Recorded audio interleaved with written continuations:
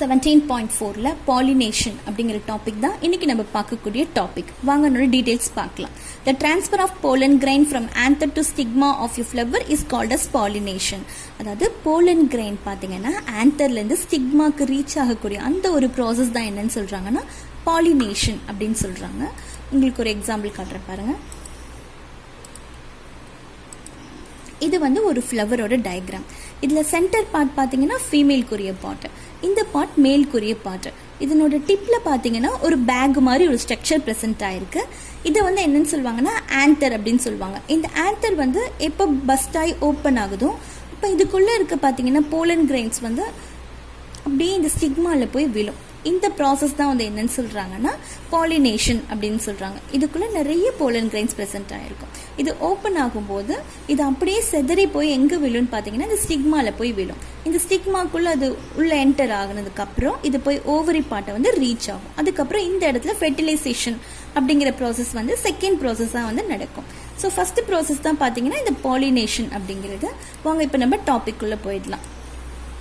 So importance of pollination. இந்த பாலினேஷனோட importance என்ன அப்படிங்கிறது பார்க்கலாம். ஃபர்ஸ்ட் பாயிண்ட் பார்த்தீங்கன்னா it result in fertilization which leads to the formation of fruits and seed. அதாவது ஒரு ஃபெர்டிலைசேஷன் அப்படிங்கிறது ஒன்று நடக்கணும் அப்படின்னா இந்த பாலினேஷன் அப்படிங்கிறது ஒன்று பார்த்தீங்கன்னா ஒரு ப்ராசஸ் நடந்திருக்கணும். இந்த ப்ராசஸ்க்கு அப்புறம் தான் இந்த ஃபெர்டிலைசேஷன் ப்ராசஸ் வந்து ஸ்டார்ட் ஆகும்.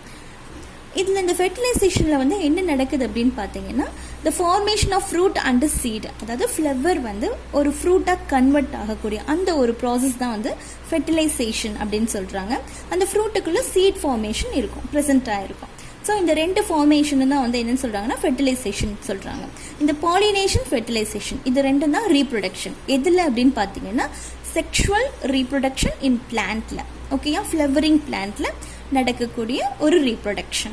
இந்த ரீப்ரொடக்ஷன் எதனால் நடக்குதுன்னா ஃபர்ஸ்ட் ஸ்டெப்பான பாலினேஷன் அண்ட் செகண்ட் ஸ்டெப்பான ஃபெர்டிலைசேஷன். இந்த ரெண்டு ப்ராசஸும் தான் பார்த்தீங்கன்னா செக்ஷுவல் ரீப்ரொடக்ஷன் அப்படின்னு சொல்லுவாங்க. Second point, new varieties of plant are formed through new combination of genes in case of cross pollination. அதாவது கிராஸ் பாலினேஷனில் பார்த்தீங்கன்னா புது வெரைட்டியான பிளான்ட்ஸ்லாம் வந்து ஃபார்ம் ஆகுது. எப்படின்னா நியூ காம்பினேஷன் ஆஃப் ஜீன்ஸால். அது எப்படின்னு பார்த்தீங்கன்னா ஒரு பிளான்ட்ல ஒரு ஜீன் ப்ரெசென்ட் ஆயிருக்கும், அதே வேறு விதமான ஒரு பிளான்ட்ல பார்த்தீங்கன்னா வெவ்வேறு ஜீன்ஸ் ப்ரெசென்ட் ஆயிருக்கும். ஸோ ஒரு பிளான்ட்டுக்கும் ஒரு பிளான்ட்டுக்கும் நடுவில் கிராஸ் பாலினேஷன் அப்படிங்கிறது ஒன்று நடக்கும்போது ஒரு நியூ காம்பினேஷன் ஆஃப் ஜீன்ஸ் வந்து என்ன ஆகுன்னா அதனோட காம்பினேஷனால ஒரு நியூ வெரைட்டியான ஒரு பிளான்ட் வந்து ஃபார்ம் ஆகும். ஸோ இதுதான் வந்து என்னன்னு சொல்றாங்கன்னா கிராஸ் பாலினேஷனில் கிடைக்கக்கூடிய ஒரு இம்பார்ட்டன்ஸாக இங்கே சொல்றாங்க. 17.4.1ல types of pollination. First one self pollination, second one cross pollination. Self pollination வந்து ஆட்டோகேமி அப்படின்னு சொல்லலாம். இது ரெண்டுமே ஒரே அர்த்தத்தை தான் கொடுக்கும். செல்ஃப் பாலினேஷனாலும் ஒன்று தான், ஆட்டோகேமினாலும் ஒன்று தான். Self-pollination is also known as autogamy. The transfer of pollen grain from the anther to the stigma of same flower or another flower born on the same plant is known as self-pollination. Example hibiscus அப்படின்னு சொல்றாங்க. வாங்க இப்போ நம்ம ஒரு diagram பார்த்துடலாம். Okay, இது வந்து self பாலினேஷனுக்குரிய ஒரு டயக்ராம். என்னன்னு பார்த்தீங்கன்னா it's transfer of pollen grain from the anther to the stigma of the same flower or another flower of the same plant. இது வந்து ஒரு ஃப்ளார், ஒரு பிளான்ட்ல ப்ரெசென்ட் ஆகிக்கூடிய ஒரு ஃப்ளார் அப்படின்னு வச்சுக்கோங்க. இதில் பார்த்தீங்கன்னா மேல்க்குரிய பாட்டும் இருக்கு, ஃபீமேல்க்குரிய பாட்டும் இருக்கு. ஸோ இந்த மேல் பாட்ல இந்த ஆன்தர் வந்து பஸ்ட் ஆகி ஓப்பன் ஆகும்போது அதுக்குள்ள இருக்க போலன் கிரெயின்ஸ் வந்து சிதறி இந்த ஸ்டிக்மால விழும். ஸோ அதனால இதுக்குள்ள பார்த்தீங்கன்னா அடுத்த ப்ராசஸான பாலினேஷன், அதை தொடர்ந்து ஃபெர்டிலைசேஷன், இது ரெண்டுமே இந்த ஒரு ஃப்ளார்க்குள்ள நடக்குது. அதுவே இப்போ ஒரே பிளான்ட்ல 2-3 பூ பூக்கும், ஓகே, ஒரு 4-5 பூ பூத்துருக்கு ஒரே பிளான்ட்ல அப்படின்னு பார்த்தீங்கன்னா ஒரு பிளான்ட் மேலே இருக்கு, ஒரு பிளான்ட் உச்சியில் பார்த்தீங்கன்னா ஒரு ஃப்ளவர் ப்ரெசென்ட் ஆயிருக்கு, அதுக்கு கீழே இன்னொரு ஃப்ளவர் வந்து ப்ரெசென்ட் ஆயிருக்கு. அப்படின்னா மேலே இருக்கக்கூடிய அந்த ஆன்தர் பஸ்ட் ஆகும்போது அந்த போலன் கிரெயின்ஸ் வந்து சிதறி விழும் பார்த்தீங்களா, அது கீழே இருக்க பூக்கள்ல விழுந்து அதில் வந்து என்ன நடக்கும்னா இந்த பாலினேஷன் ஃபெர்டிலைசேஷன் இது ரெண்டும் வந்து இந்த இடத்துல நடக்கும். ஸோ இது வந்து செல்ஃப் பாலினேஷன் அப்படின்னு சொல்லுவாங்க. அதாவது ஒரு ஃப்ளவருக்குள்ள நடக்கிறது, அல்ல ஒரே பிளான்ட்ல 2-3 பூக்கள் இருக்கும்போது மேலே இருந்து விழக்கூடிய அந்த போலன் கிரெயின்ஸ் கீழே இருக்க பூக்களை ரீச் ஆகும்போது நடக்கக்கூடிய ஒரு பாலினேஷன். இது ரெண்டுமே வந்து என்ன டைப்னா செல்ஃப் பாலினேஷன் கூடிய ஒரு டைப். வாங்க இப்போ நம்ம டாபிக்குள்ளே போயிடலாம். ஸோ இது இங்கே வந்து எக்ஸாம்பிள் என்ன கொடுத்துருக்காங்கன்னா ஹைபிஸ்கஸ் கொடுத்துருக்காங்க. இந்த செல்ஃப் பாலினேஷனால நமக்கு என்ன அட்வான்டேஜ் அப்படிங்கிறத பார்க்கலாம். Advantages of self pollination. Self pollination is possible in certain bisexual flowers. அதாவது இது வந்து எந்த இடத்துல மட்டும்தான் இந்த பாலினேஷன் அப்படிங்கிறது ஒரு பாசிபிள் அப்படின்னு பார்த்தீங்கன்னா பைசெக்சுவல் ஃப்ளவர்ஸ் மட்டும்தான். அது என்ன பைசெக்சுவல் ஃப்ளவர்ஸ் அப்படின்னு பார்த்தீங்கன்னா ஒரு ஃப்ளவரில் வந்து மேலுக்குரிய ஸ்ட்ரக்சரும் ப்ரெசென்ட் ஆயிருக்கும், ஃபீமேலுக்குரிய ஸ்ட்ரக்சரும் ப்ரெசென்ட் ஆயிருக்கும். ஸோ ஒரே ஃப்ளவரில் 2 ஸ்ட்ரக்சருமே இருக்கும். அப்படி இருக்கக்கூடிய அந்த ஃப்ளவரிங் பேண்ட்டை தான் வந்து நம்ம என்ன சொல்லுவோம்னா பைசெக்சுவல் ஃப்ளவர்ஸ் அப்படின்னு சொல்லுவோம். அந்த ஃப்ளவர் தான் பைசெக்சுவல் ஃப்ளவர்ஸ் அப்படின்னு சொல்கிறாங்க. அதில் மட்டும்தான் இது செல்ஃப் பாலினேஷன் அப்படிங்கிறது பார்த்தீங்கன்னா நடக்குது. So flowers do not depend on agents for pollination. அதாவது 2 ஸ்ட்ரக்சருமே மேல்குரிய ஸ்ட்ரக்சர் ஃபீமேல்குரிய ஸ்ட்ரக்சர் ரெண்டுமே ஒரே ஃப்ளவரில் இருக்கனால அதுக்கு வந்து ஏஜென்ட்ஸ் ஆன அந்த பீஸ் ப்ளஸ் பட்டர்ஃப்ளை இந்த மாதிரி வந்து ஃப்ளைஸ் இதெல்லாம் வந்து தேவைப்படாது. ஸோ எந்த ஒரு ஏஜென்ட்டுமே இதுக்கு தேவை கிடையாது. ஏன்னா 2 ஆர்கனுமே பார்த்தீங்கன்னா ஒரே ஃப்ளவருக்குள்ளே ப்ரெசென்ட் ஆகிருக்கு. அதனால இந்த ஏஜென்ட் இல்லாமையே இந்த ஃப்ளவர்ஸில் பார்த்தீங்கன்னா reproduction அப்படிங்கிறது வந்து நடக்கும். So it's do not depend on agents for pollination. பாலினேஷனுக்காக எந்த ஒரு ஏஜென்ட்டும் தேவையில்லை. there is no wastage of pollen grains. So ஒரே ஃப்ளவருக்குள்ளே இருக்கும்போது pollen grains வந்து வேஸ்ட் ஆகாது. ஸோ ஒரே இதில் வந்து என்ன ஆகுன்னா பக்கத்துலேயே இருக்க அந்த ஸ்டிக்மாவில் விழுது. இங்கே மேலேருந்து சிதறக்கூடிய அந்த போலன் கிரெயின்ஸ் பார்த்தீங்கன்னா பக்கத்தில் இருக்கக்கூடிய அந்த ஸ்டிக்மாவில் விழுறதுனால எந்த ஒரு வேஸ்டேஜுமே இந்த ஃப்ளாஸில் வந்து இருக்காது அப்படின்னு சொல்கிறாங்க.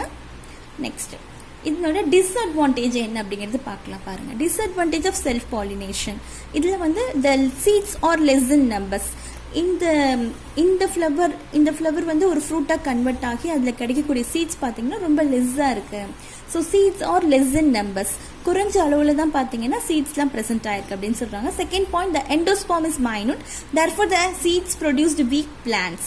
அதாவது இதில் பார்த்தீங்கன்னா எண்டோஸ்பர்ம் வந்து ரொம்ப மைனூட்டாக இருக்கும் அப்படின்னு சொல்கிறாங்க. எண்டோஸ்பர்ம் இட்ஸ் நத்திங் பட் ஒரு சீடுக்குள்ளே பார்த்தீங்கன்னா ஒரு டிஷ்யூ ப்ரெசென்ட் ஆகிருக்கும். அந்த டிஷ்யூ தான் வந்து என்னன்னு சொல்லுவாங்கன்னா எண்டோஸ்பர்ம் அப்படின்னு சொல்லுவாங்க. ஸோ இது பார்த்தீங்கன்னா ரொம்ப மைனூட்டாக இருக்கனால சீடோட ப்ரொடியூஸ் பார்த்தீங்கன்னா ரொம்ப வீக் பிளான்ட்டை வந்து ப்ரொடியூஸ் பண்ணுது. சீட்ஸ் இதுலேருந்து கிடைக்கக்கூடிய சீட்ஸ் மூலிமா கிடைக்கக்கூடிய பிளான்ட் எப்படி இருக்குன்னு பார்த்தீங்கன்னா ரொம்ப வீக் பிளான்ட்டாக இருக்கும் அப்படின்னு சொல்கிறாங்க. அதாவது இப்போ ஒரே பிளான்ட்லேயே தொடர்ந்து வந்து ஒரு பாலினேஷன் அப்படிங்கிறது, ஒரே பிளான்ட்டில் வந்து பாலினேஷன், ஃபெர்டிலைசேஷன், ரீப்ரொடக்ஷன் இது எல்லாமே ஒரே பிளான்ட்லேருந்து நடக்கும்போது பார்த்தீங்கன்னா அது ரொம்ப வீக்காக போயிட்டுருக்கும். ஏன்னா ஒரே பிளான்ட்டில் தானே நடக்குது, எந்த ஒரு காம்பினேஷனுமே இருக்காது, எந்த ஒரு ஜீன்ஸ் காம்பினேஷனுமே இருக்காது. இப்போ வெவ்வேறு பிளான்ட்னா பார்த்தீங்கன்னா வெவ்வேறு விதமான ஜீன்ஸ் இருக்கும். அதனோட காம்பினேஷனில் நியூ வெரைட்டிஸ் ஆஃப் பிளான்ட்ஸ் வரும். அது பார்த்தீங்கன்னா ரொம்ப ஸ்ட்ராங்காக இருக்கும். ஆனால் ஒரே பிளான்ட்டில் வந்து நமக்கு வந்து இந்த ரீப்ரொடக்ஷன் நடக்கும்போது அது வந்து வீக் கேரக்டர் தான் வந்து ஃபஸ்ட்டு ப்ரொடியூஸ் பண்ணும். ஸோ அந்த பிளான்ட் பார்த்தீங்கன்னா ரொம்ப வீக்காக இருக்கும் அப்படின்னு சொல்கிறாங்க. Third point, new varieties of plants cannot be produced. இதில் வந்து ஒரு புது வெரைட்டியான பிளான்ட்லாம் வந்து நம்மளால் ப்ரொடியூஸ் பண்ண முடியாது. ஸோ ஒரே ஜெனரேஷன் ஒரே பிளான்ட்லேயே ஒரே டைப்லேயே நடக்கக்கூடிய இந்த செல்ஃப் பாலினேஷனில் பார்த்தீங்கன்னா ஒரு நியூ வெரைட்டி பிளான்ட் வந்து கிடைக்காது அப்படின்னு சொல்கிறாங்க. Next, cross pollination. Cross pollination is the transfer of pollen from the anthers of a flower to the stigma of a flower on another plant of the same species. Example, apples, grapes, plum, etc. அப்படின்னு சொல்கிறாங்க. ஒரு diagram பார்த்துடலாம்.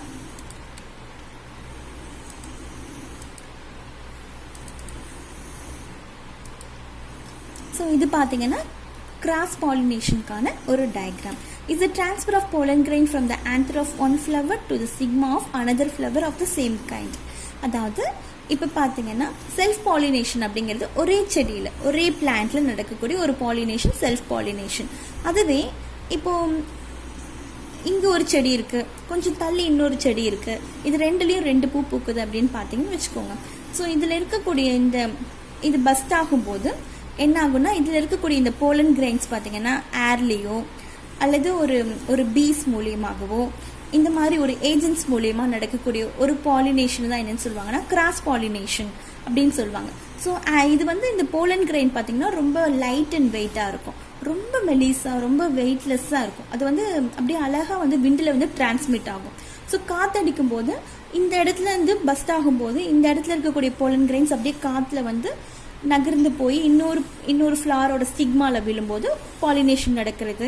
அது cross pollination அப்படின்னு சொல்லுவாங்க. அது விண்டாலையும் நடக்கலாம் plus other ஏஜென்ட்ஸாலையும் நடக்கலாம். இது வந்து ஒரு டைப் ஆஃப் கிராஸ் பாலினேஷன். இப்போ வாங்க நம்ம டாபிக்குள்ளே போயிடலாம். அதான் இங்கே கொடுத்துருக்காங்க, the transfer of pollen grain from the anther of the flower.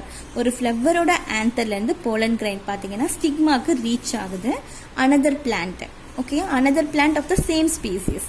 அதாவது ஒரே வகையான தாவரம் அப்படியே பக்கத்தில் இருக்கு.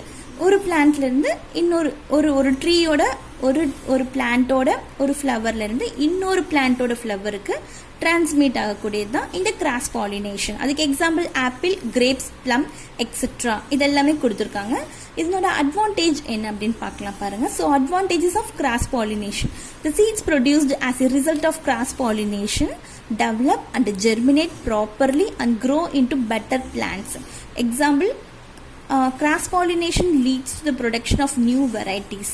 அதாவது இந்த கிராஸ் பாலினேஷனில் பார்த்தீங்கன்னா ஏன்னா இதனோட ஜீன் வந்து பார்த்தீங்கன்னா ஒரு பிளான்ட்டுக்கும் இன்னொரு பிளான்ட்டுக்கும் கொஞ்சம் வேரி ஆகும். ஸோ இதில் இப்படி ஒரு பிளான்ட்டுக்கும் இன்னொரு பிளான்ட்டுக்கும் நடக்கும்போது பார்த்தீங்கன்னா ஒரு பெட்டர் பிளான்ட்டை வந்து நம்மளால க்ரோ பண்ண முடியும் அப்படின்னு சொல்கிறாங்க. அதே போல் இந்த கிராஸ் பாலினேஷனில் பார்த்தீங்கன்னா ஒரு நியூ வெரைட்டிஸை வந்து நம்மளால என்ன பண்ண முடியும்னா ப்ரொடியூஸ் பண்ண முடியும். அதே போல் சீட்ஸ் பார்த்தீங்கன்னா நிறையா ப்ரொடியூஸ் பண்ண முடியும் அப்படின்னு செகண்ட் பாயிண்ட் சொல்லியிருக்காங்க. More viable seeds are produced. So நிறைய சீட்ஸை வந்து நம்மளால ப்ரொடியூஸ் பண்ண முடியும். Disadvantage of cross pollination. Pollination may fail due to the distance barrier. அதாவது இது வந்து பார்த்தீங்கன்னா ஒரே பிளான்ட்ல நடக்கல. ஸோ கொஞ்சம் தள்ளி இருக்கக்கூடிய ரெண்டு பிளான்ட்டுக்கு இடையில நடக்கக்கூடிய ஒரு பாலினேஷன். அதனால பார்த்தீங்கன்னா இந்த போலன் கிரைன்ஸ் இது வந்து சரியாக போய் விழலாம் அந்த ஸ்டிக்மால. சப்போஸ் விழாமல் கூட போகலாம். அதனால வந்து என்ன ஆகுனா இது ஃபெயில் ஆகலாம் இந்த ப்ராசஸ். அதுக்கான வாய்ப்புகள் இருக்குது அப்படின்னு சொல்கிறாங்க. Next point, more wastage of pollen grains. So pollen grains பார்த்தீங்கன்னா நிறைய வேஸ்டேஜ் ஆகுது. ஸோ இப்படி காற்றுல அடிச்சுட்டு போகிறது போய் விழலாம், விழாமையும் போகலாம். ஏஜென்ட்ஸ் வந்து அதை சரியாக ஸ்ப்ரெட் பண்ணலாம், பண்ணாமையும் போகலாம். ஸோ ரெண்டு சான்ஸுமே இருக்குது.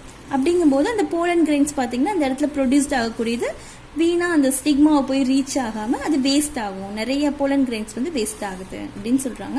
It may introduce some unwanted characters.